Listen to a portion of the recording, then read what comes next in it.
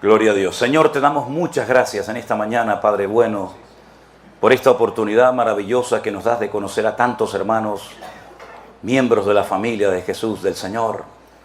Y te doy gracias, Señor, por el esfuerzo que han hecho tantos hermanos por estar aquí con nosotros en esta mañana. Señor, no somos dignos de merecer nada. A ti solamente damos la gloria y la honra, no reconocemos la gloria a nadie. Pero gracias, Señor, porque vemos que todavía hay gente que ama tu obra, que se sacrifica, que se esfuerza por venir a tu presencia a recibir palabras, Señor. Te damos gracias por todas las sorpresas que has tenido para nosotros y tienes todavía en este viaje que estamos llevando a cabo, Señor. Queremos hoy que nos hables a través de tu palabra. Al fin y al cabo, para eso hemos venido, para escuchar la palabra de Dios, para adorarte a ti, el único Dios vivo y verdadero. Y pido que en esta mañana abras nuestros corazones y podamos estar atentos a tu voz, y que de aquí salgamos edificados y fortalecidos en la fe, Padre Santo. En el nombre de tu amado Hijo Jesús. Y el pueblo de Dios dice, amén. Aleluya.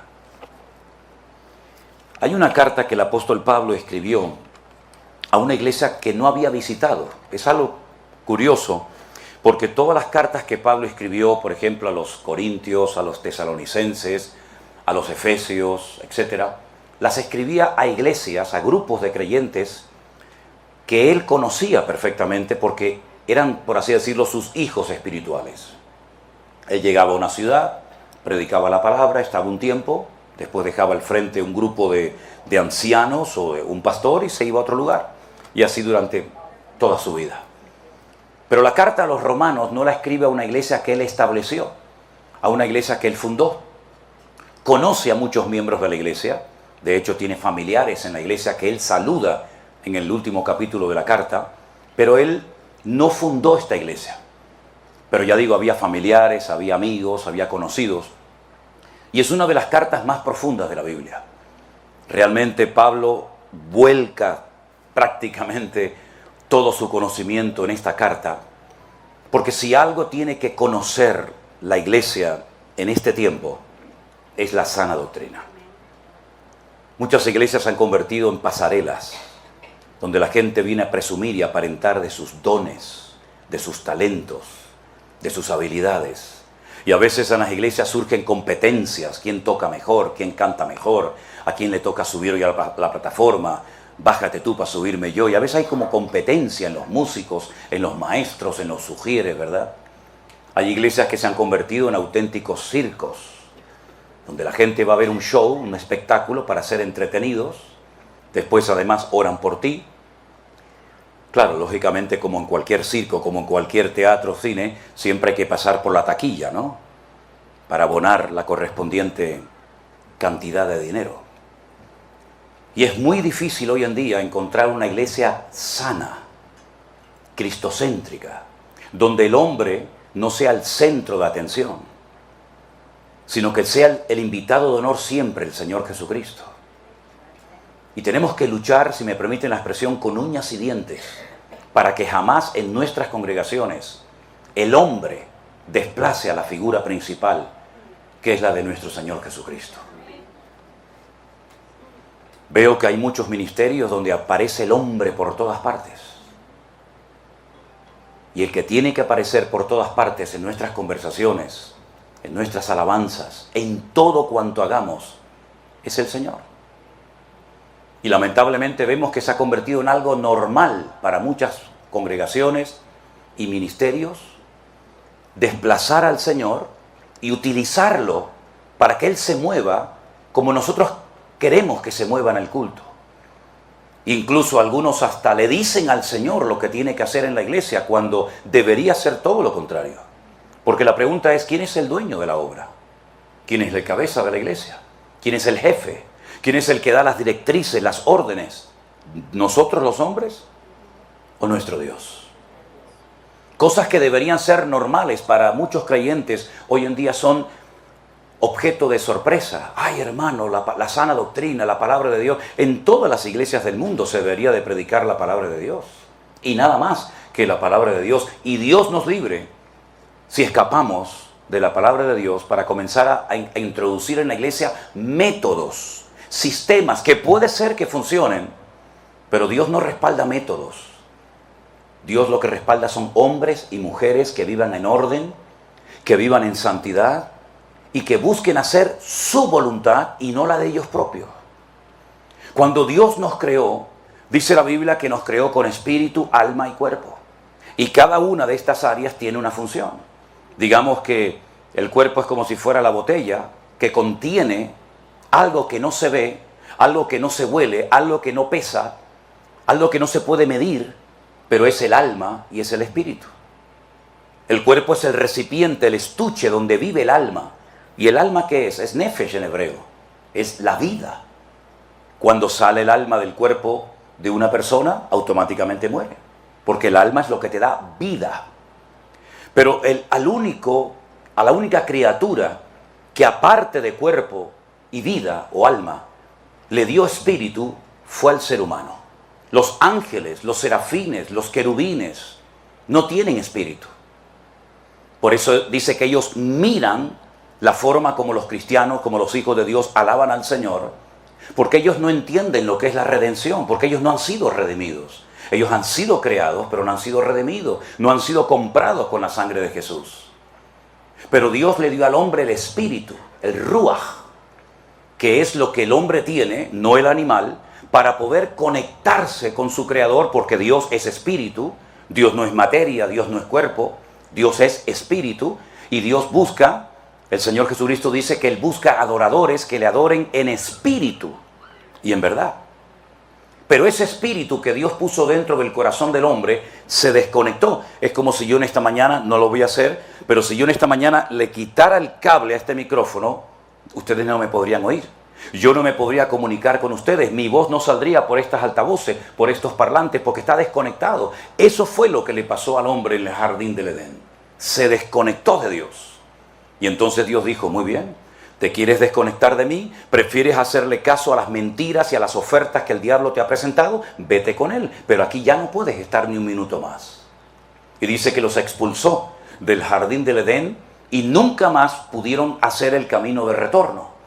Cuando viene el Señor Jesucristo, Él viene para que otra vez se vuelva a conectar el hombre con su Creador. No por presión, sino libre y voluntariamente. Porque Dios no le quitó al hombre el libre albedrío el día que pecó. La voluntad del hombre sigue latente en el converso y en el creyente. Y cuando nos convertimos al Señor, dice que nacemos de nuevo, no físicamente. Eso es lo que no entendía Nicodemo en Juan capítulo 3, cuando dice que le visita de noche y el Señor le dice a Nicodemo, si no naces de nuevo, no puedes entrar en el reino de los cielos, ni verlo. Y Nicodemo no entendió nada. Y Jesús le dijo, ¿y tú eres maestro de Israel? ¿Y no entiendes lo que te acabo de decir? ¿Qué tipo de maestro eres tú? El que no nace de nuevo no puede entrar ni ver el reino de los cielos. Y entonces Nicodemo comienza a razonar consigo mismo y le dice al Señor, ¿me estás proponiendo o me estás diciendo que tengo que volver a meterme en el vientre de mi madre y volver a nacer para poder estar contigo en la eternidad, en el paraíso, en el cielo? Y el Señor le dijo, no. Lo que es nacido de la carne, carne es. Pero lo que es nacido del espíritu, espíritu es. Es un nuevo nacimiento espiritualmente hablando. Cuando usted pide perdón a Dios por sus pecados, cuando usted se arrepiente de sus pecados, Dios perdona instantáneamente y olvida instantáneamente toda su antigua vida. Pablo dice, de modo que si alguno está en Cristo es una nueva creación, es una nueva criatura. Las cosas viejas pasaron y aquí todo es hecho nuevo. Usted no tiene por qué irse a la cama condenándose por un pecado que cometió hace 20 años. Usted no tiene por qué vivir bajo condenación, porque el Señor le perdonó todos, no unos cuantos. Absolutamente todos sus pecados fueron perdonados por la sangre de Jesucristo y dice que los arrojó a lo profundo de la mar y nunca más se acordará de ellos. Y ahora usted comienza a hablar diferente, pensar diferente, comportarse de una forma distinta, porque ahora el Espíritu de Dios, que también se llama Ruach, pero se le añade la palabra Hakodes, el Espíritu Santo, entra dentro de su corazón y usted puede volver a tener comunión con Dios. Por eso dice Pablo en Efesios capítulo 2, verso 8, Él os dio vida cuando estabais muertos. Y uno dice, yo nunca me morí, yo nunca estuve muerto. Espiritualmente estábamos todos muertos. en nuestros delitos y en nuestros pecados. Usted comía, trabajaba, iba de vacaciones, se bañaba en la playa, cantaba, hacía lo que quería, pero espiritualmente estabas desconectado del Creador. Estabas muerto espiritualmente. Pero cuando Él viene a tu corazón, Él viene a darte ¿qué? Vida. Y vida en abundancia. Pero así como cuando un niño nace necesita cuidados y necesita mucha atención, porque solo si lo dejamos muere, porque es 100% dependiente de sus padres, ¿hasta cuándo? Bueno, algunos hasta los 40 años. ¿No? Hay una estadística que recientemente se ha hecho en España que dice que los hijos hasta los 35, 37 años no se quieren ir de la casa. Es decir, están, iba a decir una expresión, por aquí a lo mejor suena feo, ¿no? Tú sabes que los niños beben leche de la madre y algunos están toda la vida enganchados a eso de la madre, ¿no? Pero mi querido hermano, una de las cosas que tenemos que comenzar a pedirle al Señor que nos cambie y nos transforme es esto, la mente. Mire lo que dice Romanos capítulo 12. Seguro que muchos de ustedes lo saben de memoria. Así que hermanos, Pablo dice, os ruego por las misericordias de Dios que presentéis vuestros cuerpos en sacrificio vivo, santo, agradable a Dios, que es vuestro culto racional. No perdemos la razón. La iglesia no es una casa de locos donde se pierde el control y uno no sabe ni lo que está haciendo. No. Es un culto racional, ¿eh? No somos animales ni salvajes que de, ay hermano, que me tomó el espíritu y entonces no pude dejar de dar vuelta, o uno se puso por ahí a hacer la gallina y el otro ladrando como un perro y el otro vociferando como el león de la tribu de Judá. No, eso no es la casa del Señor, eso es un circo.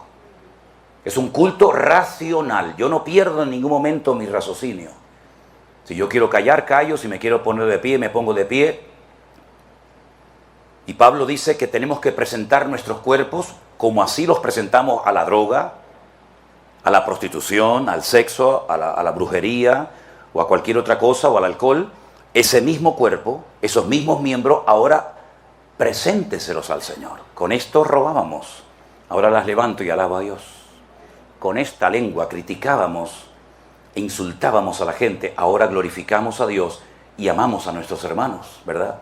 Cada uno de los miembros de mi cuerpo presentados al Señor, pero hay algo más. Pablo dice, y no os conforméis, es decir, otra versión dice, no se adapten, no se amolden a este siglo, a esta sociedad, a este sistema, sino transformaos por medio de la renovación de vuestro entendimiento, es decir, cambiar la mente. Tengo que pensar diferente, tengo que actuar diferente. ¿Y cómo lo hago? Por medio de la renovación de mi entendimiento para que pueda comprobar cuál es la buena voluntad de Dios, agradable y perfecta. Hay creyentes que han nacido de nuevo, pero se siguen comportando igual, siguen pensando igual. Y por eso están toda la vida diciendo, Señor, es que no sé qué hacer, no sé cuáles son mis dones, no sé cuál es mi rol en la iglesia. ¿Por qué? Porque no han renovado su mente. Y es nuestra responsabilidad personal de cada uno de nosotros pedirle al Señor que nos transforme la mente. La mente es la sala de máquinas, de aquí sale todo. No son los pies los que ordenan al cuerpo lo que tiene que hacer, es la mente, es la cabeza, la que manda las órdenes a los ojos, a los pulmones, al corazón, al hígado, a los riñones, a los pies, a todas partes de nuestro cuerpo. La mente es la que manda las órdenes. ¿Y cuántas veces no hemos renovado nuestra mente? Y por eso cuando nos insultan, actuamos igual que como lo hacíamos antes, porque no tenemos la mente renovada, porque no pensamos como Cristo pensaba, no reaccionamos como Cristo reaccionaba, no hablamos como Cristo hablaba, y entonces nos metemos en líos, nos metemos en problemas, tomamos decisiones equivocadas y luego nos enfadamos con Dios. Hice un negocio y perdí el dinero y me salió mal, claro, porque sigues pensando y tú sigues siendo el capitán del barco. Y tú sigues dirigiendo tu vida como te da la gana. Y en vez de consultarle al Señor, le informas. Mañana me voy a comprar un carro nuevo. La próxima semana voy a pedir un crédito para comprarme una nueva casa. Y estoy pensando en hacer un negocio y con lo que gane aquí lo invierto en mi país y me compro una casita allá para que cuando yo me jubile. Y seguimos nosotros planificando y organizando nuestra vida. Y encima, repito, luego algunos se enfadan cuando el negocio no te salió como tú pensabas. Transformaos por medio de la renovación de vuestro entendimiento. Y vas a vivir tu vida cristiana como antes eras, con precipitaciones, con enfados, con enojo, ¿verdad? Con desánimo, porque la sala de máquinas Dios no ha entrado y la ha limpiado. Dicen que había en Grecia, en la Grecia antigua, un hombre que enseñaba a la gente a hablar en público. Daba clases de oratoria y cobraba dinero. Ustedes quieren hablar en público, quieren utilizar sanas y sabias expresiones, vengan que yo les enseño. Y un día apareció por allí un muchacho que le dijo a este maestro, a este filósofo griego muy conocido, le dijo, yo quiero que usted me enseñe a hablar en público, a expresarme bien, quiero que me dé clases. Y este señor le dijo, muy bien, a ti te voy a cobrar el doble. Le digo, ¿por qué? Porque primeramente te voy a enseñar a que te calles. Y si logro enseñarte a que te calles y aprendas a oír, es cuando por fin podré comenzar a enseñarte a hablar. ¿Se han dado cuenta que muchas veces en una iglesia si uno pide un minuto de silencio es prácticamente imposible? Y más entre nosotros los latinos. Es prácticamente estar quietos un minuto, solamente un minuto, en la presencia del Señor. Si no es el instrumento, es el niño que llora, si no es el teléfono que suena, si no es uno que entra, uno que sale, siempre tenemos que estar haciendo ruido. Y Dios muchas veces se mueve en el terreno de la calma, de la quietud. Y estamos tan ocupados, tan activos, tanta actividad, que nos olvidamos a veces de estar quietos. No dice la Biblia, estad quietos, dice el Señor, y conoced mis caminos, porque vuestros pensamientos muchas veces no son mis pensamientos. Mis pensamientos son mucho más altos, más elevados, más profundos de lo que ustedes se imaginan. Ustedes siempre están en una dimensión, en un nivel inferior, y yo estoy por encima de todo eso. Y os voy a poner en esta mañana varios ejemplos, porque a mí me gusta compartir la palabra con ejemplos para que ustedes aprendan y capten la enseñanza fundamental que quiero transmitir en esta mañana, que es la renovación, la transformación de nuestra mente. Hay una ciudad que actualmente en Israel se conoce como Banias. En los tiempos del Señor Jesucristo se conocía como Cesarea de Filipo. Está bien al norte, casi ya en frontera con Siria. En ese lugar dice la Biblia que el Señor Jesucristo se llevó a sus discípulos, ¿verdad? Y allí Él les dijo, ¿qué opina, qué cree, qué habla la gente acerca de mí? Y unos discípulos dijeron, Señor, algunos piensan que tú eres Juan el Bautista que ha resucitado de los muertos. ¿Ah, sí? ¿Eso dicen de mí por ahí? ¿Y qué más? Bueno, algunos piensan que tú eres Elías, el profeta Elías, aquel que fue llevado en vida en un carro de fuego y ahora has venido. ¿Alguna gente piensa que yo soy Elías? ¿Y qué más? Otros piensan que tú eres Jeremías, porque Jeremías era el único profeta que sabía dónde se había ocultado el arca de la alianza. Y los judíos creían y creen que Jeremías iba a revelarle a ellos dónde estaba escondida el arca de la alianza para colocarla en el templo. Y así fue escuchando diferentes opiniones. Al final el Señor preguntó y dijo, ¿y yo para ustedes quién soy? Porque eso es lo que la gente de la calle opina de mí. Pero entre ustedes, ¿qué hablan? ¿Qué comentan cuando yo doy la espalda y me voy a orar? ¿O me voy a la montaña? ¿O estoy dormido? ¿Qué hablan de mí entre ustedes? Todo el mundo guardó silencio. Nadie se atrevía a opinar ni a decir nada. Pero uno sí, ¿se acuerdan? Pedro se levantó y dijo, Señor, tú para mí eres el Cristo. El Cristo es la palabra Mashiach. Tú eres el Mesías, el Hijo del Dios viviente. Y entonces el Señor se le queda mirando y delante de todos los discípulos dice, bienaventurado eres Simón, Pedro, porque esto que acabas de decir no te lo enseñaron en la escuela, ni en la sinagoga, ni ningún rabino, sino fue una revelación que mi Padre te dio ahora mismo. Bienaventurado eres Simón, Pedro. Y me imagino que se le habrá llenado el corazón, sacó las plumas del pavo real diciendo, ¿se dan cuenta lo que me acaba de decir de mí el Señor? Aguántate, Juanito, aguántate, Tomás, yo soy bienaventurado. ¿Ya sabes quién soy? Sí, Señor. Tú eres el Mesías. Ok, soy el Mesías. Sí, muy bien, vámonos a Jerusalén. Se fueron caminando por el camino y se paran y dice el Señor, chicos, os tengo que decir algo. Vamos a subir a Jerusalén, los gentiles, los romanos, las autoridades religiosas de la época me van a echar mano, me van a prender, me van a llevar a la cruz, voy a morir. Y entonces Pedro interrumpe al Señor y dice, no, espera un momento, espera. ¿Cómo? que nosotros hemos dejado nuestras barcas, nuestras esposas, nuestros hijos, nuestros puestos de trabajo para seguirte a ti. Te acabo de decir hace unas horas allí en Cesarea de Filipo que tú eres el Mesías y que ahora te van a matar. Pero ¿cómo te van a matar? De ninguna manera te acontezca esto. Y el Señor se le queda mirando y dice, apártate de mí, Satanás, porque no pones la mira en las cosas de Dios, sino en las cosas de la tierra. ¡Qué vergüenza, qué ridículo! Pasó de la cúspide a lo más bajo.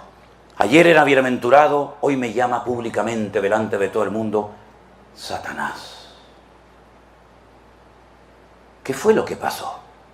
Le dio rienda suelta a sus emociones. Le dio rienda suelta a su temor, a su nerviosismo de perder al Mesías, ahora que lo hemos encontrado, ahora que por fin ha venido, después de tantos cientos de años leyendo las Escrituras, por fin lo tenemos y ahora te van a matar. De eso nada. No le permitió al Señor renovar su mente. Cuando viene un problema a tu vida económico, familiar, físico o de la índole que sea, es un momento para demostrarte a ti mismo tu nivel de madurez, tu nivel de fe. No cuesta nada cantar en la iglesia. Además, si hay buena música, con buenos instrumentos, buenos músicos, no cuesta nada. Hasta la gente entra de la calle y se anima a cantar nuestros coros, nuestros signos, nuestras alabanzas, porque son bonitos, son pegadizos, son alegres. Pero eso no cuesta nada. Salen por la puerta de la iglesia y salen igual o peor que entraron. No cuesta nada decir amén, aleluya, gloria al Señor, una foto con el pastor, fírmeme el libro, pastor. Eso no cuesta nada. Lo que cuesta es demostrar cuando llega el momento de la realidad si verdaderamente usted ha entendido el Evangelio o no lo ha entendido. Y creo, Pedro, que tú te emocionaste en Cesarea de Filipo. Creo que te precipitaste y no fuiste consciente del peso, de la profundidad de las palabras, de la declaración que acabas de hacer. Y ahora ha salido el verdadero Pedro. Y es que dice la Biblia que de la abundancia del corazón habla la boca. Allí te emocionaste, allí te sentiste importante, pero ahora aquí lo que has demostrado es que no has madurado ni has entendido nada. Y queridos hermanos, no es el único caso en la Biblia de creyentes que llevaban años en los caminos del Señor y no habían aprendido, no habían crecido, no habían madurado, no se habían desarrollado como creyentes. Miren, por ejemplo, la carta de Pablo a los Corintios, que les dice, niños carnales, que no les puedo dar carne, cosas profundas, sino todavía tengo que andar con ese cuidadito de que no se ofenda la hermana, el hermano, la familia, aquella. Les tengo que dar lechita como los niños pequeños. ¿Y en qué se basa el apóstol Pablo para llamarlos niños? ¿En qué se basa el apóstol Pablo para llamarlos carnales, inmaduros?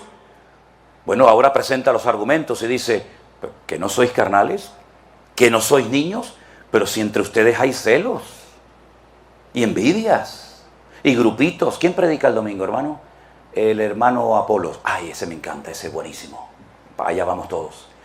Y la próxima semana me parece que va a predicar Pablo. Ay, no, a mí ese es muy duro.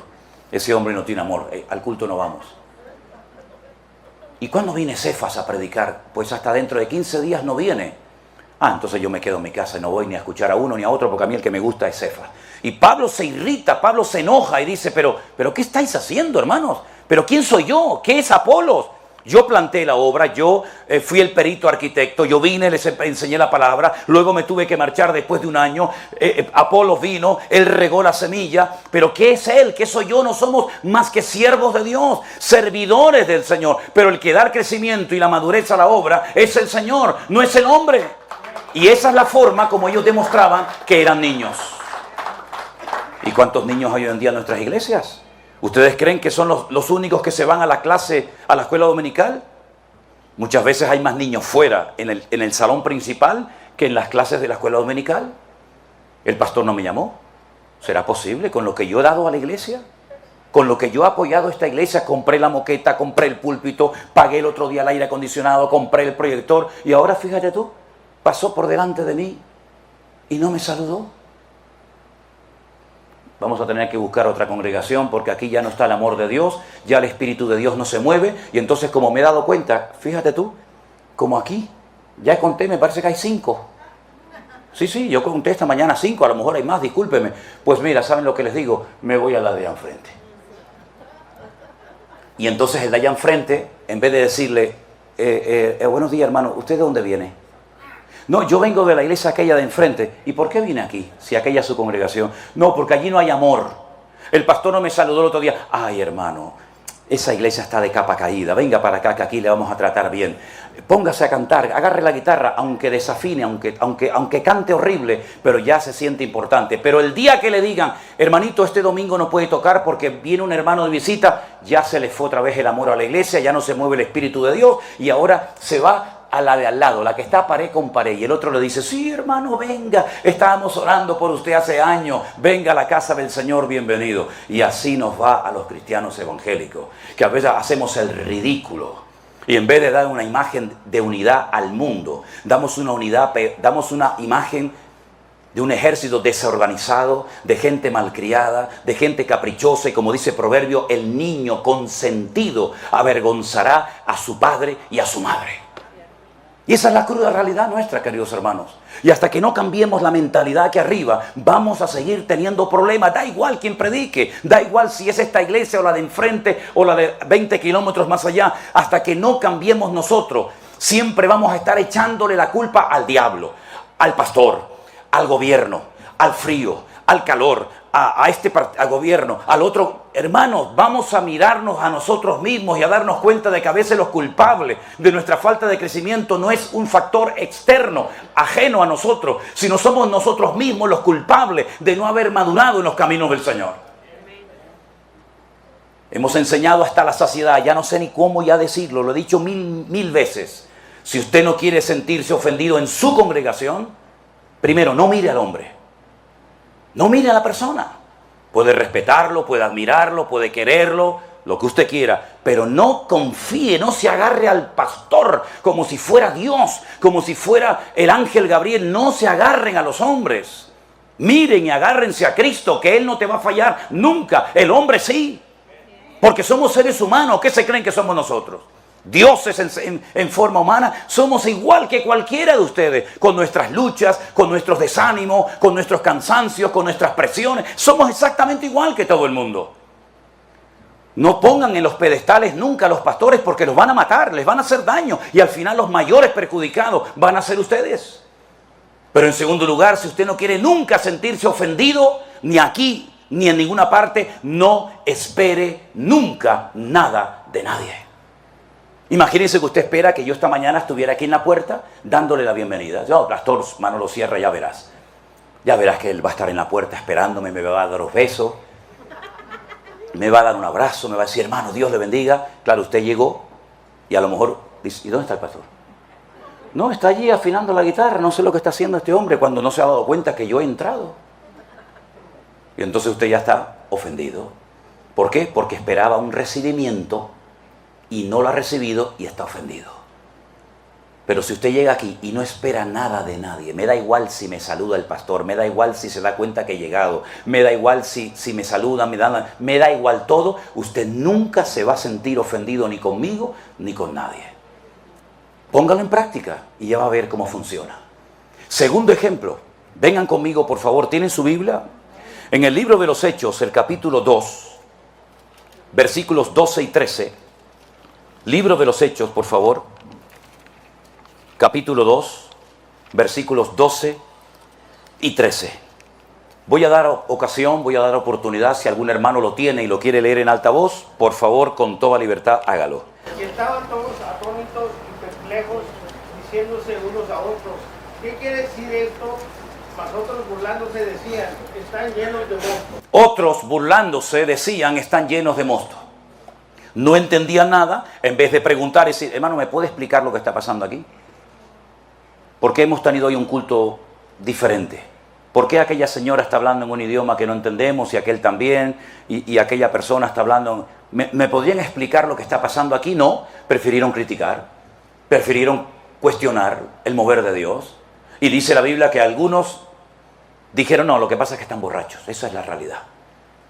No habían renovado su mente y cuando usted no renueva su mente, usted reacciona como el carnal que fue toda la vida. ¿Verdad? Y ahí vemos un ejemplo de un mover genuino del Señor en el día de Pentecostés, pero estas personas, primero por no preguntar, por no demostrar un mínimo de interés y decir, bueno, explíqueme, ¿por qué cantan así? ¿Por qué se mueven asados? En vez de preguntar, se burlan y finalmente terminan diciendo mentiras, diciendo es que están borrachos. Nada más lejos de la realidad. Fíjense que prueba de ello que Pedro, cuando se pone en pie, se ve que le llegó el chisme a la oreja y dice, hermanos queridos, nosotros no estamos ebrios, nosotros no estamos borrachos como algunos suponen. Nosotros lo que más bien estamos es llenos del Espíritu Santo. Y esto es lo que dijo el profeta Joel, que en los postreros días, dice el Señor, derramaré de mi Espíritu sobre toda carne. Y ahí hay una explicación coherente y bíblica de lo que allí está ocurriendo. ¿Se da cuenta? Cuando no entienda algo, pregunte. No critique. No chismorree entre la iglesia, entre los hermanos. Pregunte. Hermano, ¿me podría explicar este versículo que usted explicó que no lo entendí? Pregunten, porque dice la Biblia que cuando alguien se expone, como ustedes hoy, se están exponiendo al mensaje de la palabra de Dios, y yo estoy sembrando, porque yo es lo que estoy haciendo ahora, estoy sembrando como el que salió al campo a sembrar, y si la semilla cae en su corazón, usted la oye y no la entiende, cuando sale por esa puerta, dice la Biblia, que el diablo roba la semilla en su corazón y usted no da fruto. Aunque haya estado aquí sentado 2 horas, 3 horas, si usted no entiende la palabra y se va sin preguntar, sin decir, hermano, ¿me puede aclarar esto? El enemigo va a impedir que esa semilla que fue plantada en su corazón produzca fruto. Sin embargo, dice la Biblia que el que recibe la palabra con gozo y entiende la palabra, da fruto. Porque su corazón es buena tierra y da fruto a 30, 60 y a 100 por uno. ¿Cuántos dicen amén? Pablo llega de un largo viaje misionero, se reúne con los apóstoles de Jerusalén y le dice, mira, como se están comentando muchas cosas por allá cerca de ti, coge a estos 4 hermanos, rápense la cabeza, era un rito que hacían los judíos en aquella época según la ley de Moisés, y para acallar las voces y para que no haya líos, vayan al templo, se rapan la cabeza, pagas lo que tengas que pagar y así ya todo el mundo tranquilo. Él dice, bueno, si ustedes quieren que yo haga eso, esto no sirve para nada, pero si quieren que lo haga, yo lo hago. Llega al templo y lo ve y lo ven que va acompañado por hermanos que no son judíos, que no entraron al templo, no entraron al templo, pero la multitud, algunos, pensaron que Pablo estaba faltándole el respeto al templo, profanando el templo, metiendo a extranjeros, que no se podía hacer, metiendo a extranjeros en aquel momento en la casa de Dios. Y se armó un revuelo, hermano, se armó un lío en la ciudad que no lo mataron de milagro. Tuvieron que intervenir las autoridades, ¿verdad? Los romanos, lo tuvieron que quitar de la multitud, porque si lo dejan 5 minutos más, lo revientan, lo matan, lo destrozan al pobre apóstol Pablo. Porque pensaban, mentira, pero ellos pensaron que había profanado el templo. Cuando le damos lugar a malos pensamientos, las consecuencias son terribles. Cuando nos imaginamos cosas, cuando le damos lugar a los malos pensamientos, a los celos, a las envidias, etcétera, etcétera, y en vez de darle lugar a la palabra de Dios y orar y decir, Señor, muéstrame y revélame y háblame, instrúyeme, cuando le damos lugar a los malos pensamientos, al final te pasa factura los malos pensamientos y terminas haciendo y diciendo y tratando a la gente malamente. ¿Por qué? Porque le has dado lugar a malos pensamientos en tu vida. ¿Qué es lo que hemos leído esta mañana en Romanos 12, 1 y 2? Primero, presente su cuerpo en sacrificio vivo. Y en segundo lugar, transfórmese por medio de la renovación de vuestro entendimiento para que usted pueda comprobar cuál es la santa, buena y agradable voluntad de Dios para su vida. ¿Cuántos dicen amén? Y el último ejemplo. Llegan del cautiverio en Babilonia. 70 años estuvieron cautivos en Babilonia. ¿Conocen la historia? ¿Sí? El pueblo de Israel entra en la tierra prometida. 12 tribus, 12 familias. Con el paso del tiempo el país se divide en 2, norte y sur. El norte se va a llamar Israel, el sur se va a llamar Judá.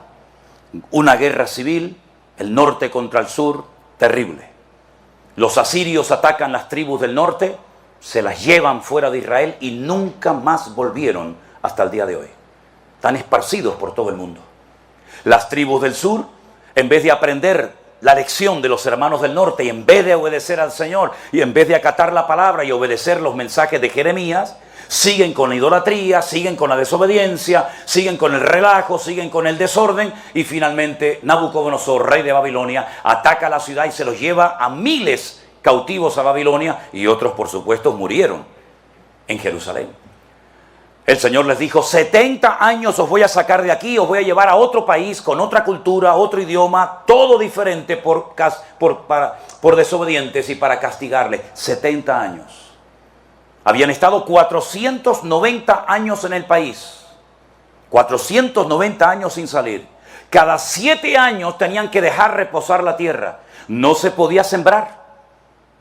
Cada 7 años usted no siembra nada. Usted no se preocupe que no le va a faltar de nada porque la cosecha del año anterior va a ser tremenda. Fíjense de mí, créanme a mí. Nunca cumplieron con esta ley que se llama Shemitah. La ley de dejar reposar la tierra cada 7 años. No la cumplieron. El Señor dijo, no lo quieren hacer a las buenas. Ya verás cómo lo vas a hacer a las malas. Si estuvieron 490 años en el país sin guardar la ley del descanso de la tierra, ¿cuántos años no cumplieron la ley de Dios? 70. 70 por 7, ¿cuánto es? 490. Entonces, como me deben 70 años de obediencia y no lo has querido hacer a las buenas, ya verás cómo lo vas a hacer. Porque mi tierra tiene que reposar. Los cogió, se los llevó a Babilonia y después de 70 años que ya la tierra reposó, ahora pueden volver otra vez a Jerusalén y hagan su vida. Espero que hayan aprendido la lección, espero que dejen de ser idólatras, espero que reconstruyan el templo, etcétera, etcétera. Cuando van a salir, escuche estos detalles, son muy significativos. El camino era enorme. Babilonia está en Irak. De Babilonia a Jerusalén hay un recorrido enorme. Van mujeres, van niños, van ancianos, van animales. El camino es muy peligroso. Entonces le dicen a Esdras, a Nehemías, oye, ¿por qué no le dices al rey que mande soldados con nosotros para que nos defiendan el camino? Y dicen, ¿cómo? Que yo le pida ayuda militar al pagano Nabucodonosor, pero es que acaso no creemos nosotros en un Dios todopoderoso que nos va a cuidar. ¿Es que acaso no es un milagro que nos dejen salir y volvamos a nuestra tierra? Entonces dijeron, bueno, está bien, no le pidas ayuda al enemigo. Salieron con las alforjas llenas. El rey les dio dinero, el rey Ciro les permitió volver, llevaron oro, plata, llevaron todo lo necesario para reconstruir sus vidas y el templo de Jerusalén. Llegan a Jerusalén, escuchen bien, llegan a Jerusalén y cogen todo ese dinero que tenían para levantar la casa de Dios. ¿Y qué es lo que hicieron?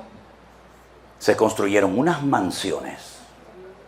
Ellos, unas casas espectaculares, tremendas. Y por allí apareció un profeta llamado Joel.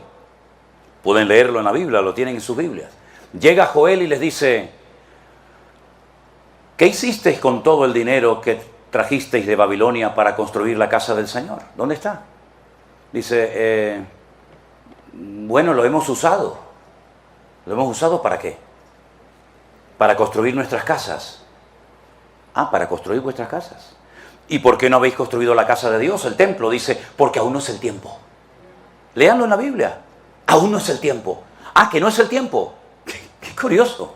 No es el tiempo de comenzar a trabajar en la obra de Dios, pero sí es el tiempo para trabajar en tu negocio. Nunca tienes tiempo para las cosas de Dios, pero para ti siempre tienes tiempo y si no lo buscas. ¿No se han dado cuenta de que hace tiempo que no llueve? Les decía el profeta Joel a ellos. ¿No se han dado cuenta ustedes, los agricultores que van al campo, siembran un montón el campo y a la hora de la cosecha no recogen prácticamente nada? ¿No se han dado cuenta de que el país económicamente no levanta cabeza? ¿No se han dado cuenta de que cuando cobras el sueldo, la paga semanal, mensual o quincenal o como sea, aún no la has cobrado, aún no la has metido en el bolsillo y ya como que se ha ido? ¿No te das cuenta que aunque trabajes y trabajes, nunca te llenas y nunca logras pagar todas tus deudas? Y le dijeron, es verdad, es verdad. Las cosechas son un desastre, no llueve, el dinero nunca nos alcanza. ¿Por qué será? Y ahora Joel le dice, porque os habéis olvidado de vuestro Dios. Porque estáis exactamente igual o peor que hace 70 años. No habéis aprendido nada. Y yo la carga que tengo en mi corazón es la siguiente. Hace 2 años, por primera vez en la historia de la humanidad, Dios permitió que a millones y a millones de seres humanos, por supuesto incluidos nosotros los cristianos, nos encerraran dentro de nuestras casas. Yo no sé cómo fue aquí en Estados Unidos, pero sí sé cómo fue en España. Vivíamos dentro de la iglesia en aquel tiempo. Y durante 2 meses largos teníamos que predicar, hacíamos los cultos exactamente igual, los jueves y los domingos. Pero ¿a quién le predicábamos? ¿A quién? No sé cuántos de ustedes, si alguien aquí vio aquellos cultos de marzo del 2020, no sé si los vieron. ¿A quién predicaba yo, hermano? A sillas vacías. Pero nunca dejamos de confiar en el Señor. Dios proveyó todas nuestras necesidades y más de lo que nos podíamos haber imaginado en la vida. Y fuimos fieles en lo poco. Y el que es fiel en lo poco, Dios le da en el futuro cosas que ni su imaginación se podía haber imaginado. Pero esta gente tiene dinero, tenían recursos, fundieron, gastaron todo el dinero en sus casas, en su vida privada y particular, y se olvidaron de que los recursos que Dios puso en sus manos no eran para ellos, sino eran administradores para poder construir el templo. Y entonces Joel les dice, si quieren que vuelva a llover, si quieren que este país sea un vergel y no un desierto como es, si quieren estar satisfechos, irse a la cama tranquilos, sin tenerle miedo a nada ni a nadie, déjense de cuentos, váyanse al monte, comiencen a cortar madera y pónganse a edificar la casa del Señor. Busquen, en otras palabras, al Señor, pónganlo en primer lugar en su vida y van a ver cómo el país cambia y cómo la economía cambia y cómo vuestros hijos son hijos sanos y los animales no se mueren en el campo. Así que adelante, depende de ustedes. ¿Qué estamos hablando esta mañana? Cambiar la forma de pensar. Es que no es el tiempo. Y ese pensamiento equivocado, esa mentira, los atrapó de tal manera que ellos estaban sinceramente equivocados, creyendo que no era el tiempo de construir la casa del Señor. Un altísimo porcentaje de creyentes hoy en día, ¿qué es lo que está pensando todo el día?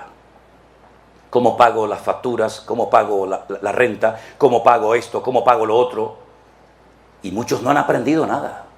El Señor nos metió 2 meses en la casa para que aquellos que decían, no tengo tiempo para orar, no tienes tiempo para orar, ya vas a ver cómo te va a sobrar el tiempo. Ya vas a ver cómo vas a tener tiempo. Pastor, yo no he leído nunca la Biblia entera porque la verdad es que yo llego tan cansado del trabajo que abro la Biblia y me quedo dormido y ahí me quedo. Y no tengo tiempo. No tienes tiempo, vas a ver cómo vas a tener tiempo, querido. Te vas a aburrir de tiempo. Te voy a meter 2 meses en tu casa y vas a entrar en contacto con un muchacho o una persona de 15.000 kilómetros de distancia aquí, que te va a predicar todos los días. Y vas a tener un programa donde vas a tener la oportunidad de hacer preguntas a un pastor para que te las responda. Y nos estuvo 2 meses dentro de la casa, hablándonos y hablándonos y hablando. Los que aprovecharon la oportunidad y aprendieron, el Señor les cambió la vida. Pero el que no quiso aprender, ni con 6 meses, ni con 20 años de confinamiento van a aprender. Porque hay un refrán, hay una expresión en Israel que dice, al avispado, al listo, al sabio, con una mirada, lo entiende todo. Pero al torpe y al desobediente, ni tirándole piedras, reacciona. Y Dios ha tenido una paciencia y una misericordia con nosotros, y cosas que habíamos oído, y cosas que habíamos leído en la Biblia, pues las pudimos vivir en carne propia. Cuando de rodillas al lado de mi cama le dije al Señor, Señor, tengo que cerrar la iglesia por primera vez en 40 años que llevo de pastor sirviéndote. Nunca he cerrado una iglesia. Y ahora me obliga la autoridad a cerrarla. Nosotros no tenemos propiedades, ni a nivel personal, ni a nivel de iglesia. No tenemos ninguna propiedad de edificios, de templos, no, todo es alquilado, todo. Tenemos un Goodwill, no lo llaman aquí así, una tiendita de segunda mano, donde la gente viene, compra alguna ropita, algún zapatito, si no tiene se le regala igualmente, y con eso, mensualmente, logramos casi pagar los 1.500 euros que tenemos que pagar del alquiler todos los meses. Lo tuve que cerrar también. Y le dije, Señor, sin el Goodwill, sin el rastro, sin la iglesia, nadie va a venir. Ahora, Dios mío, le dije yo a él, tienes una oportunidad maravillosa, Señor, para demostrar si esta obra, si esta iglesia es tuya. Comenzaron a llamarnos de Guatemala, de Estados Unidos, de Alaska, de Argentina, de todas partes del mundo. Y la gente nos mandaba $20, $30, $60, $80, $600, $40. Y todos los días teníamos que ir al Western Union o al MoneyGram Gente nos mandaba dinero que no sabíamos ni de dónde eran y pudimos pagar durante los meses de confinamiento el alquiler, pudimos comer, pudimos pagar la luz, pudimos pagar el agua y el Señor nos demostró que no necesita ni tu diezmo, ni tu ofrenda, ni primicias, ni historias raras, sino que Él es el Dios de la plata y del oro y que Él es galardonador de los que le buscan. Nunca pedimos dinero a nadie, jamás. Sino hacíamos lo que nos enseñó nuestro Señor Jesucristo a hacer. Entre en su aposento, cierre la puerta y su Padre que lo ve en secreto lo recompensará en público. Eso es lo que dice la Biblia. Buscad primeramente, ¿qué? El reino de Dios y su justicia y todo lo demás vendrá por añadidura. ¿Y qué es lo demás? Pues hombre, la comida, la gasolina, el vestido, etcétera, etcétera. Si lo buscas, no viene. Dice el Señor en su palabra, miren los pájaros del campo. Dígame, ¿dónde trabajan? Dígame, ¿en qué mall trabajan los pajaritos? Si van por la mañana con su corbatita, con su chaquetita, nada. ¿Y de qué vive tanto pájaro? Millones de pájaros, ¿de qué viven? Dice el Señor, vuestro Padre Celestial las alimenta. Así que si queréis comida, vestido y todas vuestras necesidades cubiertas, no caprichos, necesidades, que es otra cosa. Buscadme a mí por la mañana temprano, clama a mí, yo te responderé y te enseñaré cosas grandes y ocultas que tú no conoces. Vinimos el día 9 de mayo dejando a nuestra hija embarazada y dejando la iglesia y dejando todo para venir aquí a Estados Unidos y a México a conocer a tantos y a tantos hermanos. Jamás preguntamos dónde vamos a dormir. Jamás preguntamos ¿y dónde vamos a comer? Jamás. Nunca nos ha preocupado para nada esos detalles. A mí lo que me interesa es dónde voy a predicar. ¿Dónde nos vamos a reunir? Aquí, gloria a Dios. Gracias al pastor, ya se lo dije antes. Allá afuera con 40 grados de temperatura me da exactamente igual. Vamos allá afuera, en un monte, en una playa, en un barco, en una cárcel, donde haga falta. Pero hasta que no cambiemos esto, nuestras iglesias no van a cambiar. Queremos grandes resultados, queremos peces en abundancia y panes en abundancia. Pero para eso hay que buscar al Señor primeramente, depender de Él, no tenerle miedo a lo que dice el hombre, no tenerle miedo a las noticias. Dice, aunque vengan malas noticias de lejanas tierras, no temblará tu corazón. Y aunque un ejército acampe contra ti, no tiene que tener miedo tu corazón, porque el Señor es mi luz y mi salvación. Y las bendiciones no hay que buscarlas, las bendiciones me buscan a mí. El Salmo 23 dice, el bien y la misericordia te seguirán a ti todos los días de tu vida. Yo no tengo que seguir las bendiciones. Yo no tengo que buscar la bendición o la prosperidad. El Señor sabe lo que su alma necesita. El Señor sabe lo que su negocio, su matrimonio necesita. Y a veces no nos concede todo lo que le pedimos, pero da igual, aunque Dios me mate, lo seguiré adorando, porque yo sé que mi Redentor está vivo. Ese es el estilo de vida que le hemos enseñado a la gente. Claro, no es popular, lógicamente. Claro que no es popular. Ya en 1990, cuando fuimos a Argentina, pasábamos por las iglesias, repito, en 1990, y veíamos unos carteles de neón tremendos, y decían por fuera, entren, aquí oramos por la prosperidad. ¿Quién no quería la prosperidad? Si la gente asaltaba los supermercados y asaltaba los camiones que iban por las carreteras con vacas porque no había dinero, no había comida. Vivíamos en una ciudad tremendamente peligrosa, la ciudad de Rosario, en la provincia de Santa Fe. La gente iba con palos y piedras y con hacha a asaltar los supermercados porque una inflación terrible, la gente perdió el trabajo, la gente estaba en la miseria, en la ruina. Y en ese año, fuimos nosotros a Argentina como evangelistas. No era pastor. Durante años fuimos evangelistas. No teníamos apoyo económico, no teníamos una iglesia, no teníamos un sueldo, no teníamos nada. Teníamos unas ganas tremendas de servir al Señor con una niñita de 4 años, nuestra hija mayor. Nunca nos faltó de nada. A todo lugar donde nos invitaban, nos daban comida, nos daban hospedaje, nos daban alguna ofrenda y pudimos viajar del norte al sur de Argentina, de este a oeste, con las maletas, con las valijas, como llaman allí encima, y nos preguntaban muchas veces, ¿y ustedes dónde viven? Y decíamos, aquí, aquí. Salimos de casa hace una semana, 15 días, un mes, y el Señor nunca nos falló, porque el Señor es nuestro pastor, y nada nos faltará. Ustedes viven en Estados Unidos de Norteamérica. Ya. Y muchos han venido para buscar una vida mejor. Y nadie sale de su patria, nadie sale de su tierra por gusto. La inmensa mayoría salen por necesidades de toda índole, ¿verdad? Pero yo les digo, queridos hermanos, no se dejen atrapar por la corriente de este mundo. Enamórense del Señor. Y a veces no por trabajar más, vas a tener más. El Señor sabe cuáles son tus necesidades y cuáles son tus limitaciones. Y si usted está hipotecando su vida espiritual, su relación con Dios, o usted está olvidándose de atender a su familia para pagar deudas, usted es como un esclavo, pero en vez de en Egipto, como un esclavo en los Estados Unidos de Norteamérica.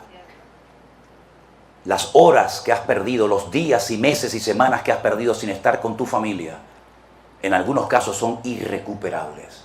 Es mejor comer pan solo, bocado seco y en paz, como dice Proverbios, con la bendición de Dios, que abrir la heladera, abrir la nevera y verla llena, pero no sabes cuándo fue la última vez que te sentaste con tu hijo a hablar con él y a darle un beso y a orar juntos como familia. Lamentablemente, queridos hermanos, a veces la corriente de este mundo atrapa a los cristianos, incluso a siervos de Dios, que están todo el día pensando ¿y cómo vamos a pagar el aire acondicionado? ¿Y cómo vamos a pagar el agua? ¿Y cómo vamos a pagar la renta? Lo último que nos tiene que preocupar a nosotros los cristianos es lo material. Cuando lo material desplaza lo espiritual, tenemos un gravísimo problema. Y me da igual si es en Japón, en España, en Estados Unidos, en Canadá o donde sea. Nuestra prioridad tiene que ser primeramente buscar a nuestro Dios. Y si buscamos a nuestro Dios, la bendición le va a perseguir y le va a alcanzar. Pero para esto hace falta un cambio urgente de mentalidad en la iglesia del Señor. ¿Usted está dispuesto a que el Señor le cambie la mente? ¿Usted está dispuesto a decir, Señor, me he convertido en un cristiano religioso? Como yo lo llamo en España, en un calientabancos, en un dominguero. Uno que viene al culto, se sienta ahí 1 hora, 2 horas, lo que haga falta, gloria a Dios, amén, amén, aleluya, y cuando sale por la puerta, Señor, ahí te queda, ahora soy yo el que voy a pelear, ahora soy yo el que mañana voy a trabajar, y entonces Dios dice, bueno, pues siga usted, tú eres tan listo, vete tú solito, mijo. Pero una vez hubo un muchacho que vivió así hasta que se dio contra la pared y dijo, ¿qué hago yo aquí? ¿Qué hago yo aquí cuando los jornaleros en la casa de mi padre comen y viven mejor que yo? Me levantaré, iré a la casa de mi padre y le diré, Padre, he pecado contra el cielo y contra ti. Es hora de que los cristianos, los hijos e hijas de Dios, se levanten en genuino arrepentimiento al Señor nuestro Dios y le digamos, Señor, perdónanos, porque somos religiosos. Antes íbamos a la misa y nos confesábamos delante de un señor que se llamaba el cura y comíamos la hostia, y ahora hemos cambiado eso por un lugar donde hay un señor llamado pastor y en vez de la hostia me dan pan y vino, pero es exactamente igual, la misma vida de religiosidad, la misma vida de monotonía, donde parece que lo sé todo y a la hora de la verdad no lo sé nada. Y si usted quiere tener hijos espirituales, sea usted primeramente un hombre y una mujer espiritual. No le exija a sus hijos lo que usted no es. Si usted quiere tener nietos espirituales, sea usted un abuelo espiritual que busque primeramente al Señor. Porque no tenemos ningún derecho de reclamar a los demás, pedirle a los demás que actúen como nosotros no estamos actuando. Transformaos por medio de la renovación de vuestro entendimiento. ¿Para qué? Para que podáis comprobar cuál es la santa, buena y agradable voluntad de nuestro Dios. ¿Cuántos dicen amén? Cierre sus ojos en esta mañana, mi querido hermano. Hay que meditar y reflexionar sobre esta palabra que hemos oído hoy. No es un sermoncito más para agradar los oídos. No. Es una palabra que tiene que sacudir nuestras conciencias y hacernos reflexionar ya con la edad que tenemos y de preguntarnos a nosotros mismos, ¿qué estoy haciendo con mi vida? Con mis recursos, con mi tiempo. ¿Qué estoy haciendo, Señor? Tú que lo diste todo por mí. Y a veces me cuesta tanto terminar de leer un versículo de la Biblia. Que Dios nos ayude en esta mañana a todos y a cada uno de nosotros a reflexionar ante esta realidad que tenemos por delante. Soy yo y no el vecino, soy yo el responsable de mi vida. El que tengo que tomar una determinación y decir, Señor, yo quiero prepararme, yo quiero dedicarme a ti. Yo quiero un cambio, yo necesito un cambio en mi vida, Señor, aleluya. Gloria a ti, mi Dios. Gloria a ti, amado Dios. Voy a pedirle al pastor de la iglesia, si usted es tan amable, hermano, dirigirnos en oración y pedirle al Señor en nombre de todos nosotros que el Señor nos ayude a poner en práctica su palabra en nuestra vida. All of mine, why did you have to?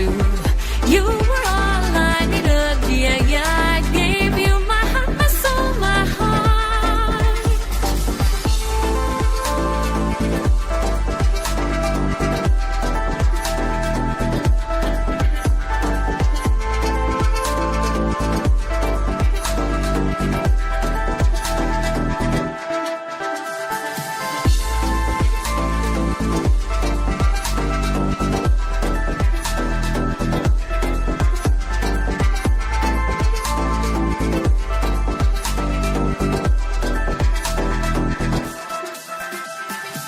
Never thought I'd find love like this.